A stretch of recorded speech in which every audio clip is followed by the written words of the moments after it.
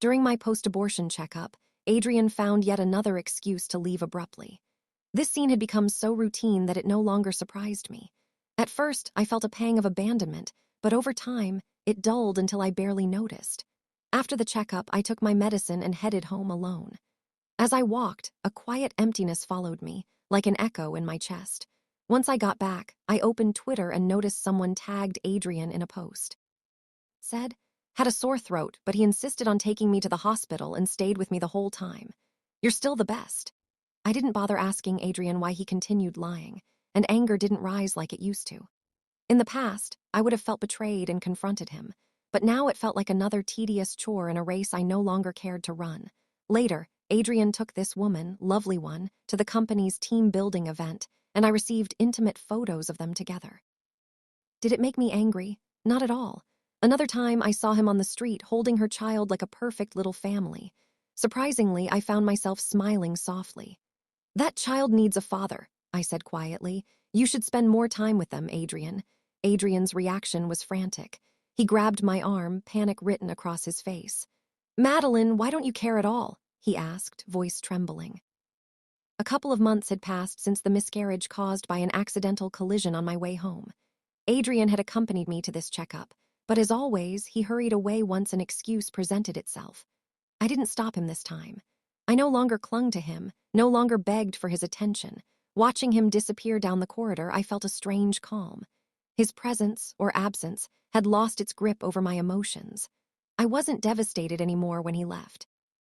The nurse called my name, and I quietly accepted the results, gathering my things to go home. Not long after, a message from Adrian appeared. "Madeline, you can make it home by yourself, right? I still have work to do." I remembered the old me who would have begged him to stay, typing back desperately. Now it felt pointless. I simply replied, "Okay," and set my phone aside. Hailing a cab, I caught sight of a familiar car outside. It was Adrian's. Strange. Didn't he say he couldn't pick me up? Once home, I saw a post tagging Adrian again. "Just had a sore throat, but he insisted on taking me to the hospital and stayed with me the whole time. Still the best." The same words appeared on WhatsApp, accompanied by a photo. I recognized a corner of Adrian's shirt, the one I had chosen for his birthday. Lovely one was Sophie Davis, Adrian's childhood friend. Years ago, Sophie had moved away with her wealthy husband, only to return after a harsh twist of fate left her divorced with a 4-year-old child. In Adrian's eyes, I was merely a replacement after Sophie had left. I had once loved him so deeply that I had married him, even hopping to bear his child. Perhaps the miscarriage had been a sign that it wasn't meant to be. After taking the prescribed medication, I drifted into sleep. The creak of the door woke me later. Adrian stood at the edge of the bed, brushing my hair back gently. A faint, unfamiliar perfume lingered on him. I recoiled slightly, silently refusing his touch. "How did the doctor say everything went?" he asked. I forced a smile. "Nothing important, everything's fine." Nodded quickly, muttering an excuse about work being hectic. I didn't challenge him, simply rolling over and murmuring, "Maybe you should shower before bed." For a moment he hesitated, then I heard the bathroom door open and the trickle of the shower beginning.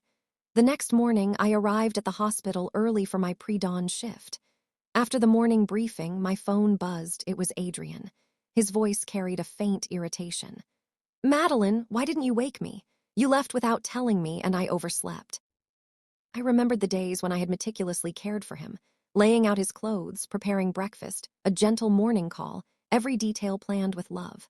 After we married, these routines became second nature. But now his tone made it sound as though these gestures were merely chores, obligations I was expected to fulfill without question. I reminded myself quietly. I was not his caretaker, I was his wife, and I had the right to step back.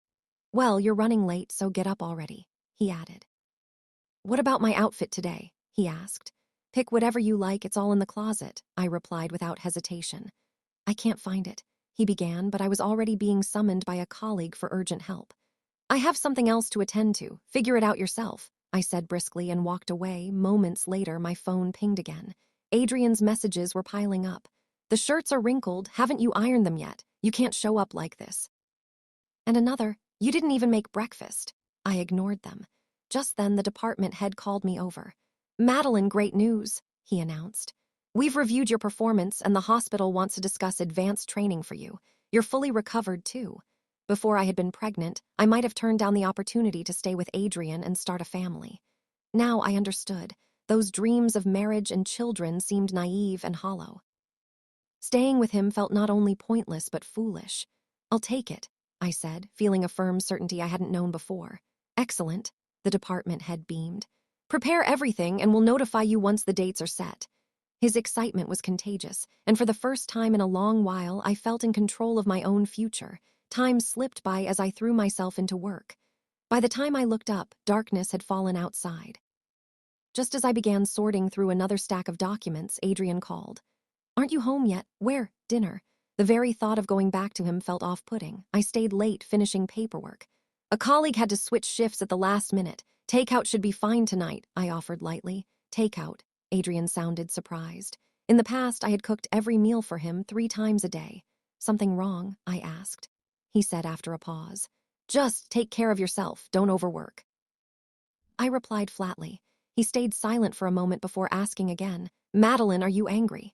The question stirred something inside me, a fleeting spark of irritation. But mostly it was disappointment. Was he truly oblivious, or did he simply not care about my feelings? Either way, it no longer mattered. I realized I would not be angry anymore. Adrian's voice carried a hesitant, almost apologetic tone. "Madeline, it's not easy for Sophie to raise a child on her own. She doesn't know anyone here, I'm all she has." His words hit me sharply. Conveniently, he seemed to forget that I too had no one but him. "I understand," I replied evenly. "She must have gone through a lot." "What do you mean by that? Why are you sounding like that?" His temper flared suddenly. "I said I understand," I repeated, my voice losing its earlier softness. "Is that a problem? Do you have to speak to me that way?" He snapped. "What exactly do you want me to say?" I countered, frustration creeping in. A heavy silence settled between us. Finally, he muttered, "Do as you wish," before hanging up. Irony struck me. He had once called me annoying for questioning his visits to Sophie. Now, even attempting to understand him seemed to irritate him. I sighed and tossed my phone aside. Dwelling on it wouldn't change anything. There were more pressing matters, like the stack of documents waiting on my desk. After my night shift, I lingered deliberately, avoiding the thought of going home. When I finally arrived, Adrian had already left for work. I took a shower and tried to sleep, but my rest was soon interrupted by the persistent ringing of my phone. It was Adrian again. "Madeline," he said, his voice tight with discomfort. My stomach hurts." Exhausted, I muttered a quick reply and drifted back into sleep. In my dreams, I seemed to hear him calling my name, faint and distant, until I pushed it away. I was eventually awakened by the sound of the bedroom door opening. Adrian stood there, his expression full of hurt. "Madeline, why don't you care anymore?" he asked. "You used to worry when I was sick, even making porridge and giving me medicine." I remembered those moments all too clearly. Once, when Adrian had a stomachache, I had asked for leave to bring medicine to his office. On the way, I got caught in the rain, my hair soaked and my appearance a mess. His colleagues laughed at me, and Adrian didn't stop them. Then he told me never to come to his office again, calling me an embarrassment. Rubbing my eyes, I said quietly, "Are you feeling better? We might be out of medicine, but you could get some yourself." He was momentarily speechless before frustration boiled over. He grabbed my arm, shouting, "Madeline, how long are you going to keep fighting with me about Sophie? I told you there's nothing between us." "Oh, okay," I replied calmly, my tone a stark contrast to his rage. In a burst of anger, Adrian slammed the door and left. The silence that followed felt strangely liberating. Days slipped past almost unnoticed. Adrian didn't come home for several days, and I didn't bother asking where he had gone. On the third day, my phone lit up with a message from him. He said he was on a business trip and even shared his location. "Okay, stay safe," I typed, letting out a quiet, ironic chuckle. No sooner had I sent the message than a tweet from Sophie appeared in my feed. The caption read, "First holiday in what feels like forever. Never thought I'd miss cotton candy. Someone insisted on buying it for me." Photo showed Adrian's hand, his wedding ring still visible. The location matched the one he had just sent me. The sight of my own ring burned against my finger, so I slipped it off and tossed it into the drawer. Work became my refuge after that. I buried myself in tasks, pushing down the emotions that churned inside me. When Adrian would return was no longer a question I cared to answer. Then, one day, he appeared at the hospital to pick me up after my shift. Seeing his familiar car parked across the street surprised me. "Why are you here?" I asked quietly. That day had been particularly draining. "Did you forget today is our wedding anniversary?" he said as he opened the car door. "Oh," I murmured. "I've been so busy it completely slipped my mind." "Madeline, you used to care about this so much. How could you forget?" he asked, momentarily stunned. I remembered those days vividly. Anniversaries, birthdays, every detail meticulously planned. I had gone to great lengths to celebrate, to show him how much he meant to me. Yet each effort had later been dismissed as over the top or embarrassing. I recalled the surprise party at a restaurant. His words had cut deep. "Madeline, you're making too big a deal. Everyone's watching. It's uncomfortable." I had expected joy, but instead I had been humiliated. The spark had long since died. "Just go have dinner," he said, ushering me into the car. The drive was quiet. Adrian kept stealing glances at me, searching for a hint of my old enthusiasm. "Madeline, what's wrong?" "Are you upset?" he finally asked. I said, shaking my head. He repeated, frustration creeping into his voice. "Then why the cold attitude? Here I am making an effort, picking you up for dinner. Can't you at least pretend to appreciate it?" "I'm not angry, Adrian," I replied evenly. "Fine," he sighed heavily. "I promise no more contact with Sophie." "Okay," I stared at him. Did he really think a simple promise could erase months of lies and betrayal? "Are you happy now?" he asked again. I said nothing, remaining silent for the rest of the drive. The car pulled up to an upscale restaurant where Adrian had gone all out, reserving a table, arranging flowers, and even a gift.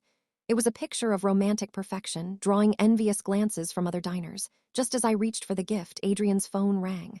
"Do you have medicine?" he asked, his tone urgent.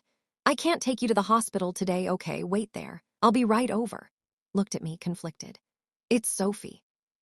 Her child has a fever, I need to go." I forced myself to swallow the lump in my throat.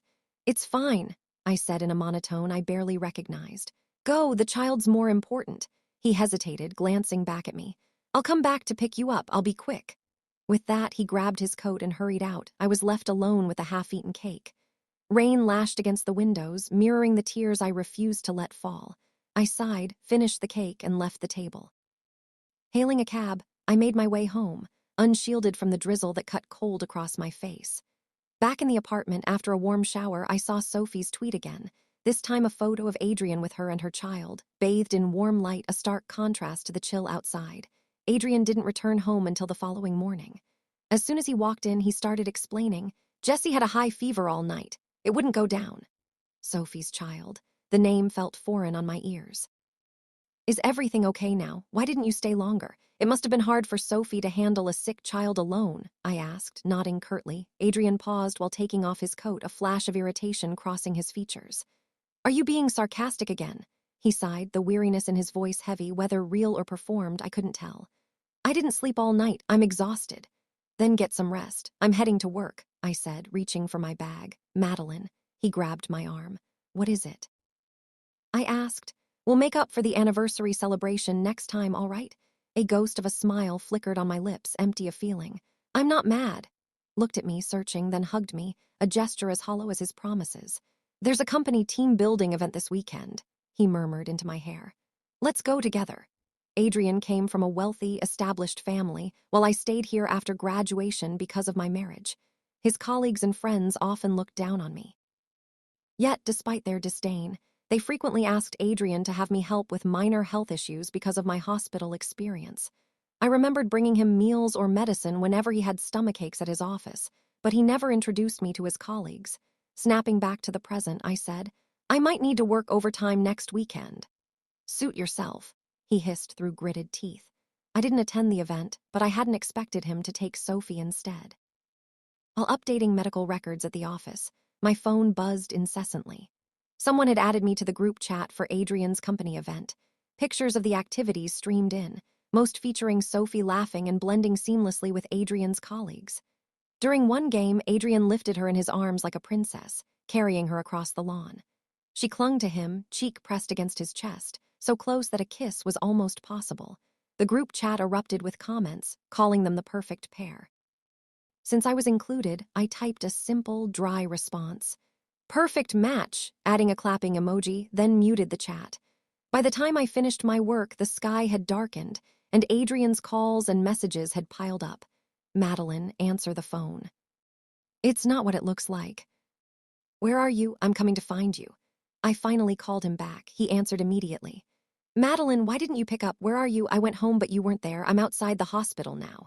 Yes, I'm at the hospital. I'm coming down, I replied. On the ground floor, Adrian's car was waiting. He took the folder from my hands and said, "Let's go home."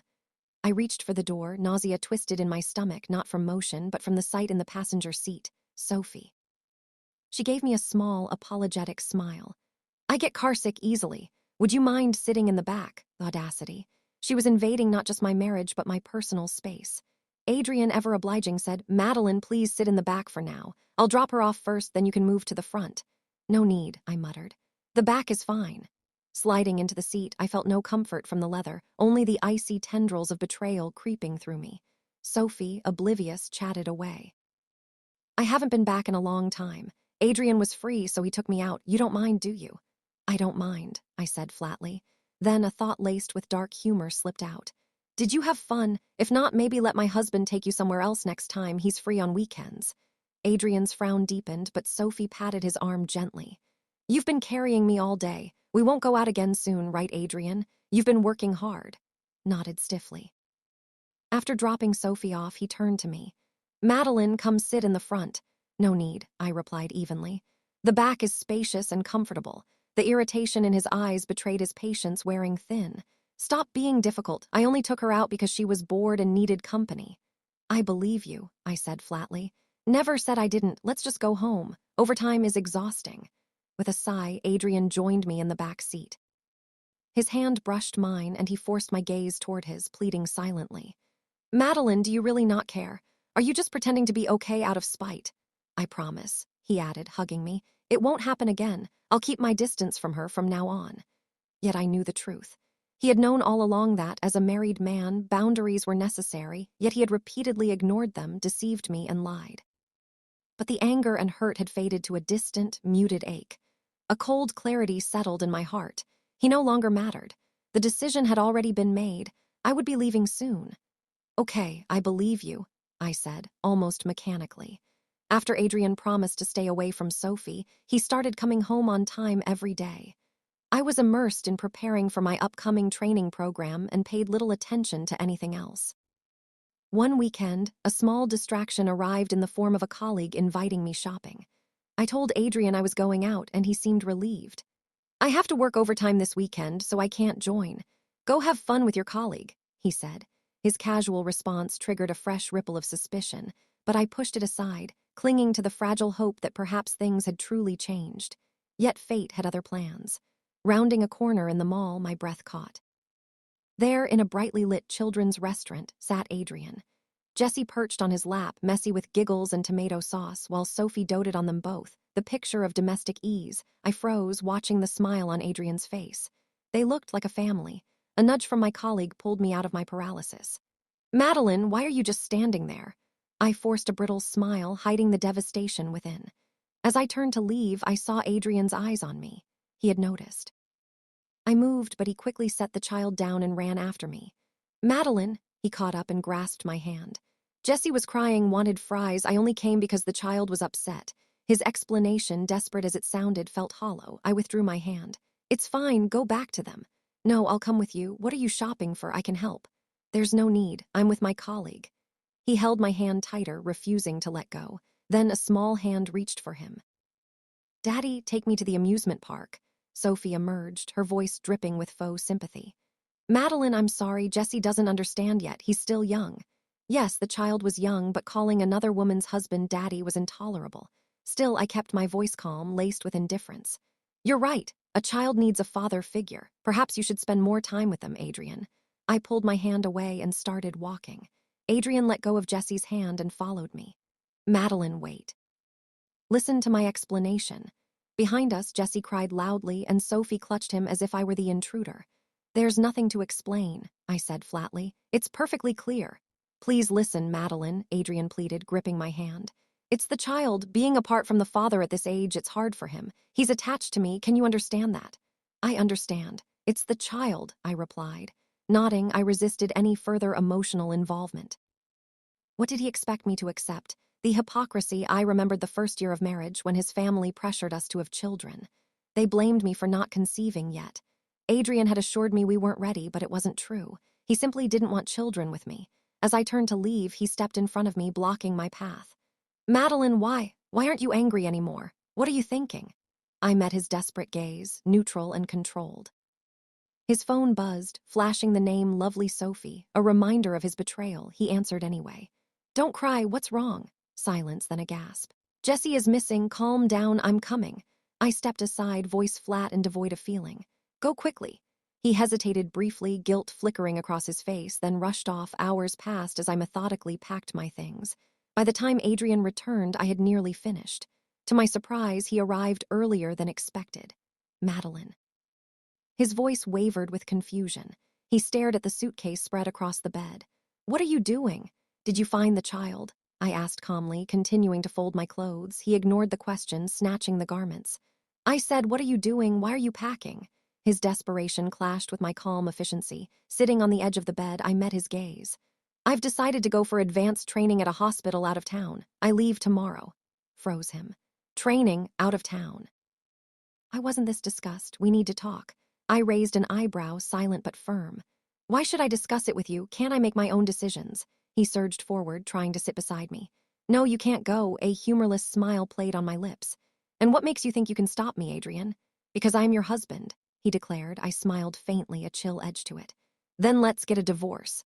The words fell heavy, final. All the love, trust, and dreams we once shared had turned to ashes. He stared, wide-eyed. What? I said we should get a divorce. We can't, you're just angry, right? We've been together since college. You wouldn't throw it away so easily. Madeline, I've tried to consider your feelings. What more do you want? I waited for him to finish, then said flatly, I don't want anything from you except a divorce. Pulled me into his arms, trembling. Madeline, how can you divorce me? Don't you love me anymore? Love, a word that had lost all meaning in our marriage. Things that had once been confusing became clear the moment I stopped loving him. How could one-sided effort be called love?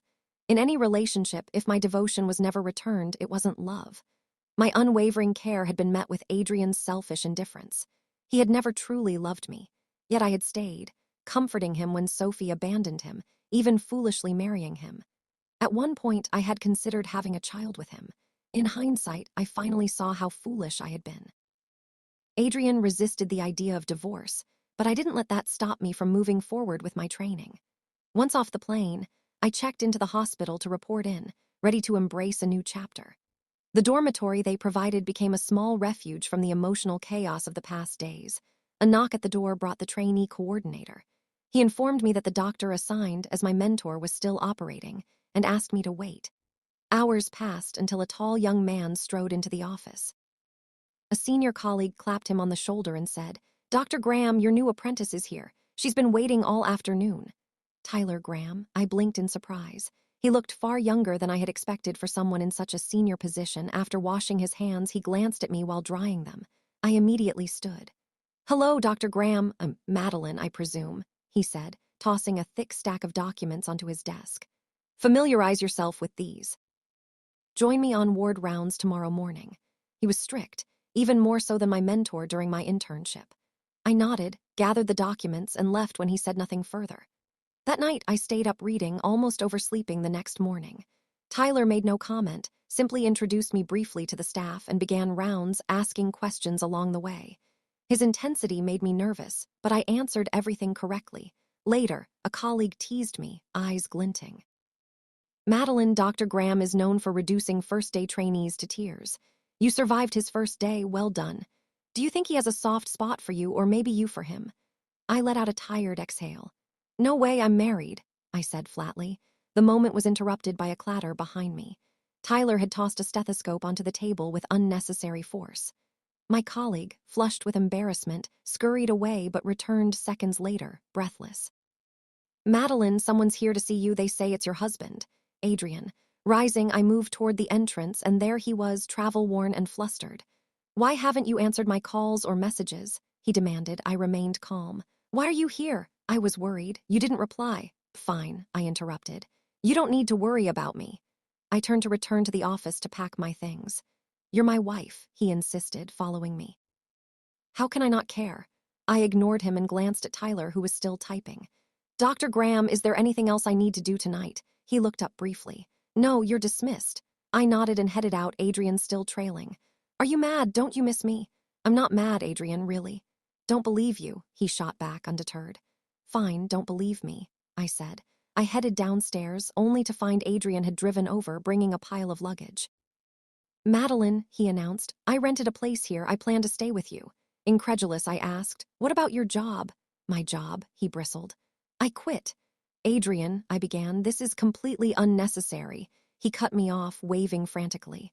Madeline, I know I was wrong, okay? I was truly wrong. I'm here to stay and I'll never contact Sophie again. Does that make you happy? His naive attempt at a solution almost made me laugh. Whether you contact her or not is irrelevant, I said firmly. The problem isn't Sophie. She's the symptom, not the disease. The disease is our incompatibility, the cracks that have existed since the beginning. You contact her is my business, but you should seriously consider the divorce. I had no intention of getting into his car. As I turned, he grabbed my hand. Madeline, please, give me another chance. His pleas felt monotonous, fading into the bustling hum of the hospital. I struggled to pull free, but he held on tightly. Not wanting a scene, I gave up for the moment, a cold resolve settling over me. The drive was filled with unwanted chatter. Madeline, I shopped for your favorite meal. I'll cook for you when we get back. Are you hungry? Madeline, how long are you planning to stay for training? Your mom called me, too. She thinks it's time for us to have a child. Adrian, I cut him off, slicing through his self-centered monologue. Why drag my mom into this? The screech of tires startled me as he slammed the brakes, the car jolting to a halt.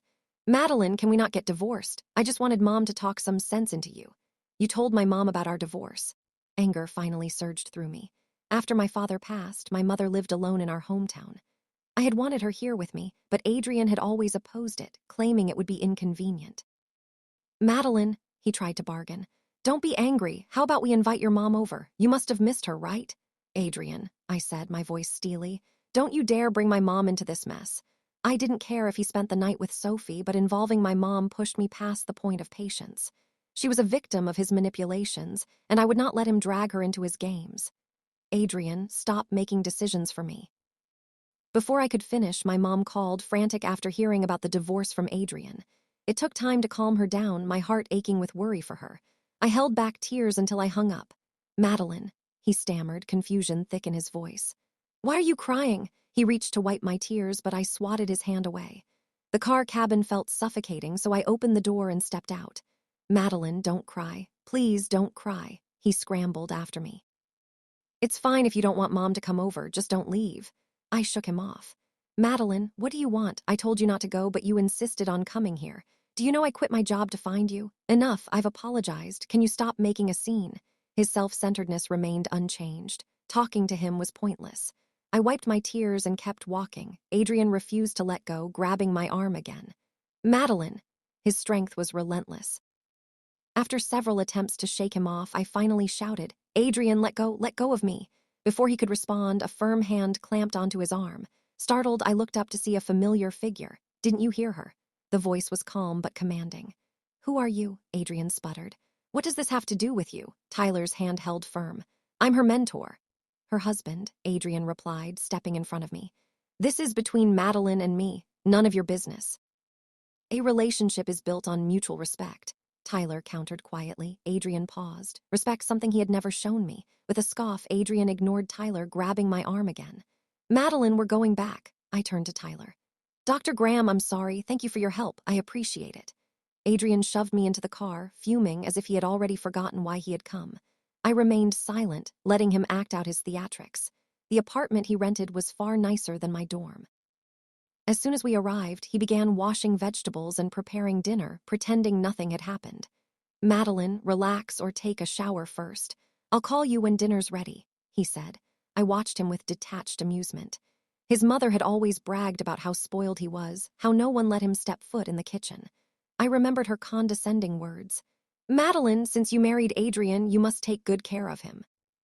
I didn't feel like showering, so I sat on the sofa and pulled out my phone. A mindless scroll led me to Sophie's latest update, a picture-perfect house with the caption, always wanted to settle down abroad. Thank you, Jesse's dad, for the house. She reconciled with her ex abroad. Was that why Adrian had quit his job and traveled here to reconcile with me? Watching him busy in the kitchen, I realized something remarkable. I no longer felt any sadness at all. The next day at work, Tyler asked gently, "Is everything all right after yesterday?" I shook my head. "It's fine." He turned to leave. I hesitated, then said, "Dr. Graham, thank you for yesterday. We're in the process of divorcing, but don't worry, it won't affect my work." Only nodded, the tension in his expression easing slightly. Good. The following days, Adrian would pick me up from work and cook dinner for me, hovering around me as if that alone could mend everything. "Madeline," he would say, pleading, "I just want to take care of you. If you don't like eggplant, I won't buy it next time." "Madeline, please don't leave tonight," he begged countless times, but I continued sleeping in the dormitory. One day, he blocked me at the door, eyes desperate, leaning in to kiss me. I turned my head away. "I'm not changing my mind about the divorce, Adrian. Don't waste your time." "Madeline, let's just say I was wrong. Why must it come to a divorce?" "Is it because of that man, Tyler? What's your relationship with him?" His voice twisted into baseless accusations. I pushed him away. "What nonsense are you talking about? He's my mentor." But he would not let go. "The last time I saw him, it felt like he was looking at you the wrong way. What kind of mentor gets involved in his trainees' marital affairs?" "Adrian, don't look for trouble," I snapped. His behavior mirrored my past hysteria when I questioned him about Sophie. Looking back, I realized how irrational I had been. Adrian grabbed me, trapping me in his embrace, and kissed me forcefully. I tasted blood on my lips. In a panic, I grabbed a glass vase from the dresser and smashed it over his head. Blood streamed down his forehead as he leaned against the wall, wincing in pain.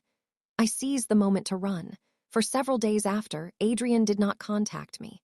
For the first time in a long while, I could breathe. The hospital was bustling with patients, and Tyler began allowing me to assist in surgeries. Consecutive long days took a toll on my body.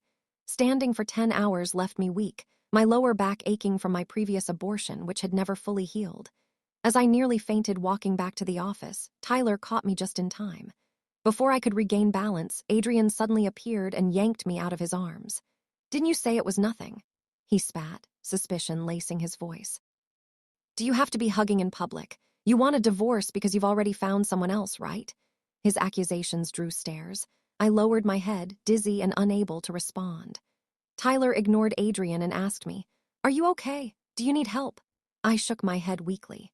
Tyler stayed close, silently supportive, while Adrian's anger simmered. I slumped against the wall, every movement sending a jolt of pain through my back. Adrian bent down to meet my eyes, his gaze softening as he saw the scar on his forehead from the vase. "Madeline, are you sick? What's happening? Please tell me," he asked, softer this time, a hint of desperation in his voice. "Forget the training, let's just go back home." "Adrian," I interrupted firmly, "do we even have a home anymore?" He paused, forcing a smile. "Of course we do, Madeline, we're married, remember? You love me and I." His voice trailed off. I shook my head, the word heavy with finality. I met his gaze, my determination unwavering. "Adrian," I said, every syllable weighted with years of betrayal, "I don't love you anymore." Life drained from his face, leaving behind a mask of pale shock. I repeated softly, "Adrian, I don't love you anymore." He staggered back, lips trembling. How?" he stammered. "Madeline, how could you not love me anymore?" I said nothing, letting silence fill the space between us. Adrian slumped against the wall, covering his face with his hands. His shoulders shook, and I thought I could hear him crying. Finally, after what felt like an eternity, Adrian agreed to the divorce. I continued with my training, but one day he appeared at my dormitory. "Madeline," he said, his voice low and humble, "I just want to know you're okay. I promise I won't disturb you." "Do whatever you want," I replied without much thought. He was free to act however he wished. I could no longer control him. After completing my training, I had opportunities for a promotion and career advancement, but I chose to return home and spend more time with my mother. I learned about a new hospital in her hometown and started working there. With my experience and qualifications, the position and salary were more than satisfying. Tyler remained a professional confidant. Our occasional conversations, full of work-related advice and quiet curiosity about each other's lives, always ended with a lingering silence, a space filled with unspoken possibilities. Then, on New Year's Eve, he called unexpectedly. His words were slightly slurred. "Happy New Year," he said. He must have been drunk. Perhaps it was the holiday spirit or the surprise of the call, but something flickered inside me. "Happy New Year," I replied, softer than usual. A silence stretched between us, thick with unspoken words and questions. I waited about to hang up when he whispered, "Madeline." My heart hammered in my chest, frantic and unsure, but I didn't respond. Eventually, he hung up after a long pause. After returning to my hometown, Adrian visited a few more times. I kept him outside, never letting him into the house. The man looked haggard, worn down by life. I heard that after Sophie remarried her ex-husband, she continued to meddle in his life, causing him constant trouble. He was now jobless, living in fear, facing threats he could not escape. But that was his life. It had nothing to do with me anymore.